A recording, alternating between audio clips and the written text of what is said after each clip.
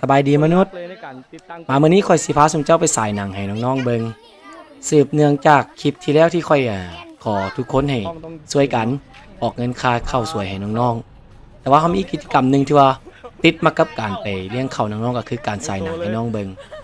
ซึ่งเทื่อนี้แม่นเฮาสิไปสายหนังให้น้องอยู่ที่บ้านโพนทอยเมืองยมราชแขวงคำมวน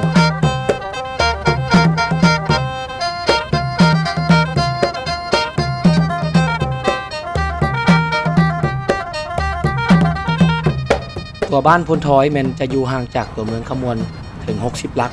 แต่ว่าเส้นทางอาจจะบ่ยุ่งยากปานใดมันจะมีแต่เพียงประมาณ10 ปลายลักเท่านั้นที่เข้าไปหมู่บ้านมันจะเป็นเส้นทางดินซึ่งก็ค่อนข้างยากอยู่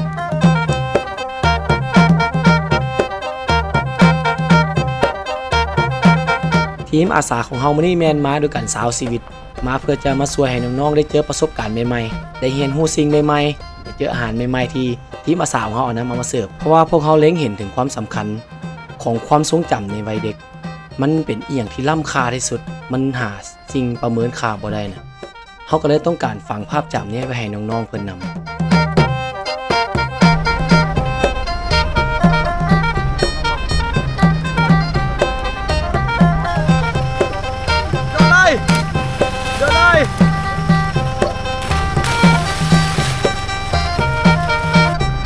บ้านพลทอยเป็นบ้านหนึ่งที่ค่อนข้างน้อยมีครอบครัวอยู่ประมาณ104 ครอบครัวเป็นชนเผ่ามะกองและก็ชนเผ่าละลุ่มที่อาศัยอยู่ร่วมกันในหมู่บ้านเดียวซึ่งหมู่บ้านจะเป็นอยู่ตีนของภูเป็นภูหินปูนเลยภูหนาซึ่งค่อนข้างว่ามีน้ำไหลผ่านอยู่ตลอดสายเย็นนะ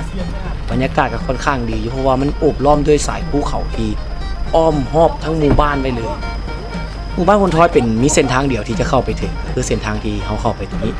แล้วก็จะสุดอยู่ที่บ้านพลทอยเลยแต่บ่มีทางไปต่ออีกสิ่งที่ค่อยมักที่สุดของบ้านพลทอยมันยังคงความเป็นบ้านๆความเป็นชุมชนความเป็นบ้านใกล้เฮือนเคียงที่ว่ายังอาศัยไผเพิ่งกันได้การแทนแฮงหรือว่าการเอิ้นใส่เวียกกันจะยังบ่มีค่าจ้างเทื่อจะยังเป็นการแบบว่าเอิ้นข่อยไปช่วยเวียกนี้แล้วครั้งต่อไปข่อยไปช่วยเวียกเจ้าซึ่งเพิ่นเอิ้นกันว่าเป็นการตอบแทนแฮงการมาบ้านพลทอยแมนเขาออกจากเวียงจันทน์แมนประมาณ 6 โมงเช้าแล้วก็มาฮอดตัวบ้านพลทอยหรือว่าบ้านโรงเรียนนี่แมน2 โมงแรงภารกิจของเฮามื้อนี้แมนต้องสายหนังเฮ็ดป๊อปคอร์นทอดลูกซีนแล้วก็มาหย่าให้น้องๆมีทั้งเป๊ปซี่มีนมแล้วก็มีเครื่องต่างๆ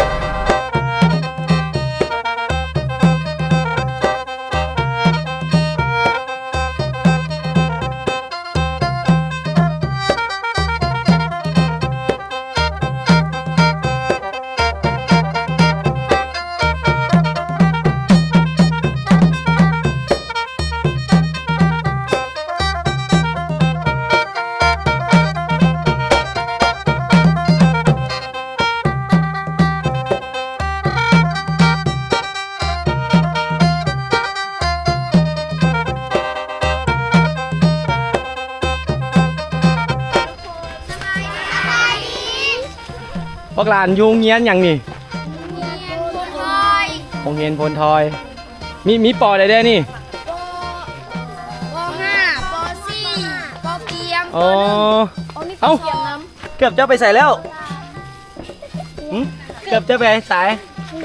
แล้วจะได้เกือบใหม่บ่อยากได้เกือบไหมบอไม่อยากได้เนาะโอ้อุตส่าห์เอามาให้บ่เอาเนาะเจอซอสฟิวดิน้อยยัดคืนเจ้าซื้ออย่างเจ้าเท่าอย่างเอาเหมือนพี่ดูซื้อเท่าพี่ยังคูปองปอได้แล้วป.4โอ้ยักปีเจ้าจักป.4นี่10แล้วแล้วโอเคเดี๋ยวมื้อแลงขอสิใส่หนังให้จะเบิ่งบ่โอเคที่จริงคือดังที่เห็นเลยตอนนี้น้องๆรู้สึกว่าตื่นเต้นแล้วก็มารอท่าเพื่อเบิ่งหนังทั้งที่จริงเฮานัดน้องๆไว้แม่น 6:30 นให้ทุกคนมานั่งที่โรงเรียนเพื่อเตรียมท่าเบิ่งหนังแต่ว่าตอนเนี้ยลูกค้าของเฮาหรือว่าน้องๆของเฮานะมานั่งท่าด้วยความตื่นเต้นแล้วก็แบบบ่ฮู้ว่าตัวเองสิได้เจอหยังก็เลยต้องตื่นเต้นไว้ก่อนบ้าผู้บ้าทองผู้เด้นาลิงสักบอสเสด็จบุกคำสาวดินั่งวันนี้เด้นั่งนิด เห็นว่าข้างหลัง เป็นภารกิจสายหนังให้น้องเบิ่งแต่ว่าความทุลักทุเลคือสายมันมาบ่ครบตอนนี้แม่นเขาจะใช้การเปิดหนังนะโทรศัพท์หน่อยหนึงอันที่สองเป็นเปิดเสียงซึ่งหวังว่ามันสิแมทกันเมื่อไหร่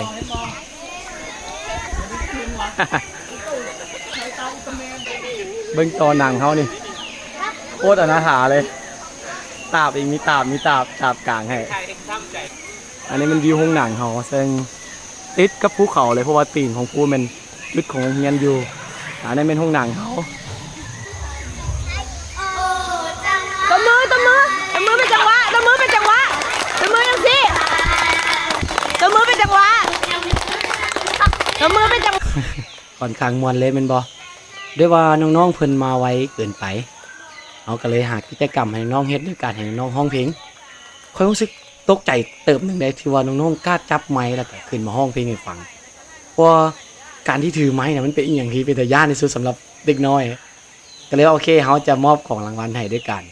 แจกขนมก่อนแจกน้ำเป๊ปซี่แล้วก็เอาป๊อปคอร์นให้กินก่อนเพราะว่าที่จริงป๊อปคอร์นไม่ทันจะใหญ่ตอนเบิ่งหนังแต่เฮาให้น้องๆกินก่อนอุ่นเครื่องอยู่เฮือนจะมีโทรทัศน์แม่นบ่มีก็เบิ่งอยู่ไสเบิ่งอยู่เฮือนเราอ่ะเบิ่งอยู่เฮือนหมู่ก็มื้อนี้ขอที่สายหนังการ์ตูนมังกรให้เบิ่งเด้อม่วนได้หนังการ์ตูนมังกรนะก็ให้พวกเจ้าได้เบิ่งเด้อตอนนี้ยังบ่ได้เริ่มเลยนะนี่ก็เบิ่งลูกค้าค่อย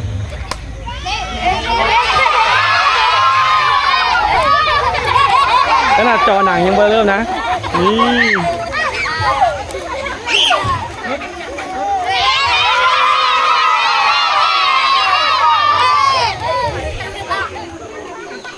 สิ่งที่เขาเห็นก็คือไม้มาเสียบในโทรศัพท์เพื่อให้เสียออกลำโพงเรื่องมันเกิดขึ้นเมื่อ500 ปีก่อนตอนนี้เป็นเฮาสิใหญ่น้ำจิ้มก่อนเพราะว่าเฮาทานตะเวนมันตกเฮาที่สายหนังแต่ว่าเด็กๆเนี่ยมาทานกันตะเวนกันเลยว่าเอาขนมให้เด็กน้อยชิมก่อนตอนนี้มีขนมอมยิ้มอยู่นี่โลนึงนี่เราจะใหญ่ไปแจกให้เด็กน้อยอันไซนี่โปรดิวเซอร์คนรักเลยในการติดตั้งโปรเจคเตอร์ขึ้นตอนนี้มีอย่างก่อห้องหนังอนาถาสตูดิโออนาถามูวี่เนาะอนาถาโปรดักชั่น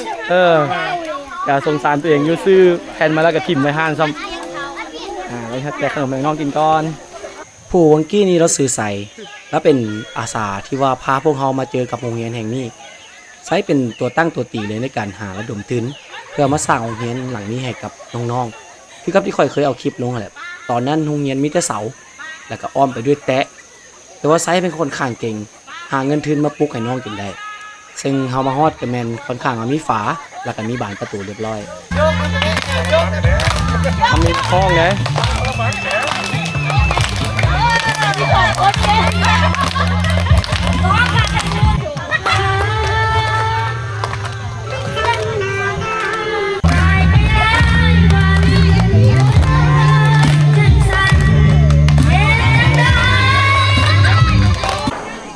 ทางหลังทีมในครัวนั่นจะเป็นลูกซี่นี่เลยประดับลูกซีน2 อย่างบุมีป๊อปคอร์นได้ป่ะป๊อปคอร์นก็มีหมดแล้วเรากำลังสายมึงดูป๊อปคอร์นนั่นเชฟนี่โอเคสปาเกตตี้เอาไว้ปล่อยเด็กๆมื้ออื่นสำหรับอื่นหวะน้องเขาลวกไว้ก่อนย่างก็ทานมันลายประเด็นนี่มัน10 กับนะกับละ1 กิโลเฮาเริ่มสายหนังให้น้องๆเบิ่งตอน 7 โมงเพราะว่าตะเวนมันหักกระตกซึ่งมันนั้นค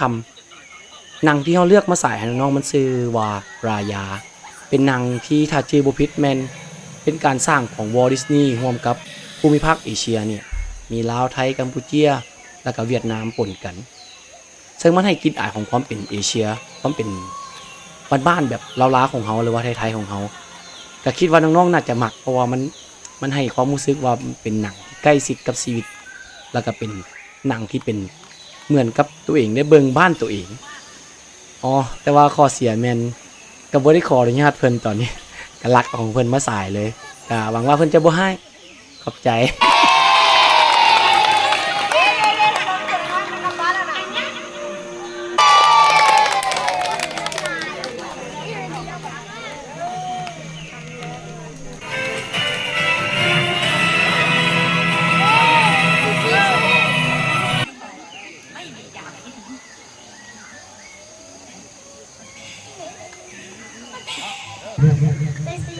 ทะเล